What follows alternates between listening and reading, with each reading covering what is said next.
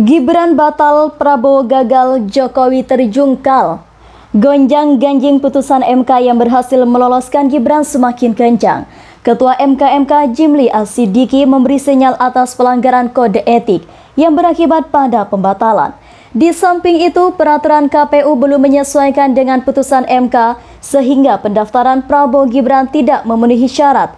Serangan pada MK dari publik cukup dahsyat. Begitu pula perpecahan internal di kalangan hakim MK. Efek dari putusan kontroversi dengan 3 hakim setuju, 2 mutlak, hakim berbeda alasan atau considering opinion, dan 4 hakim menolak dissenting opinion. Jika MK bekerja maksimal maka potensi putusan batal. Gibran pun ikut batal, bagaimana nasib Prabowo? Meski aturan memberi peluang untuk adanya pergantian, namun efek psikopolitis akan dirasakan. Pegangan kuat untuk memeluk Jokowi terlepas. Prabowo akan bimbang dalam negosiasi ulang koalisi, mengorbankan mitra demi Gibran menggores luka. Prabowo gagal untuk 2 hal, Jokowi dan mitra koalisi. Prabowo akan terus gagal dalam membangun konsistensi. Karena terbiasa berada di ruang ambivalensi, konstituen pun mulai kabur atau lari dan akan terus berlari menjauhi. Tinggal Jokowi yang merenung sendiri dalam sepi, hari-hari kekuasaan semakin tidak pasti. Ketika Gibran batal, maka PSI pun tidak akan bersinar. Kaisang sang putra kedua hanya berperan dalam permainan komedi putar. Menjadi ketum abal-abal, 2 putra yang memusuhi rakyat dan tidak memiliki masa depan itu membuat Jokowi pusing 7 keliling. Dipastikan akan berjalan dengan badan limbung, keganasan kekuasaan akan segera memasanya. Meskipun mahir dan nekat dalam berbohong, tetapi sejarah tidak pernah bisa dibohongi.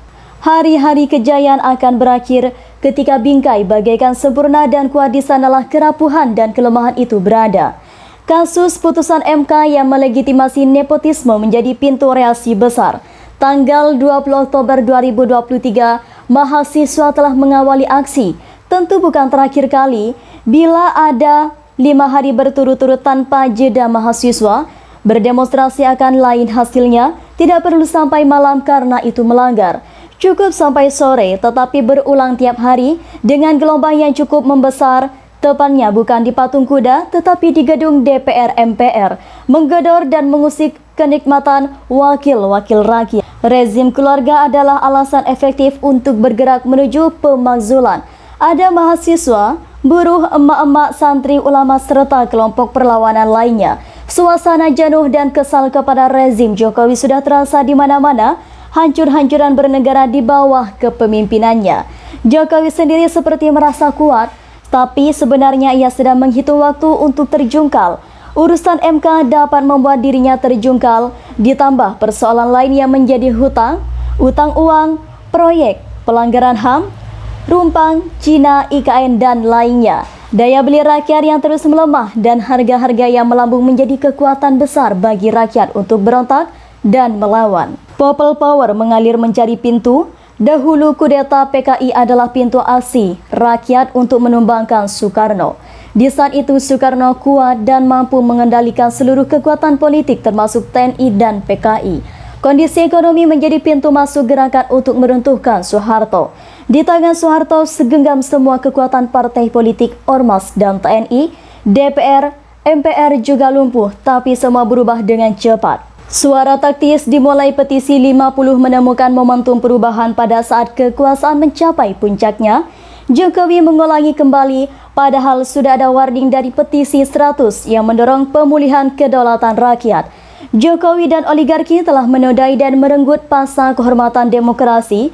Tampilan sederhananya menjadi topeng dari perilaku jahat dan bidang politik, hukum, ekonomi, dan agama. Wajah dan kepalsuan moralitas. The face of the facility of morality, Jokowi akan segera terjungkal sebelum pemilu 2024 berlangsung. Rakyat merasakan bahaya akan keberadaan Jokowi jika ia masih ikut mengendalikan pemilu 2024. Jokowi yang sekarat dengan berbuat semaunya untuk menyelamatkan kekuasaan dari penghukuman rakyat, ia butuh boneka, pelanjut, dan pengamanan. Absolut pemilu 2024 itu harus dilaksanakan tanpa Jokowi. Jokowi yang karena ulahnya mesti sudah terjungkal, konstitusi mengatur mekanisme penjungkalan, people power adalah sarana yang efektif untuk itu. Anda tidak percaya? boleh dicoba. Cukup di sini bersama saya, jangan lupa like, komen, dan subscribe channel Hodari Podcast Rakyat dan sampai jumpa.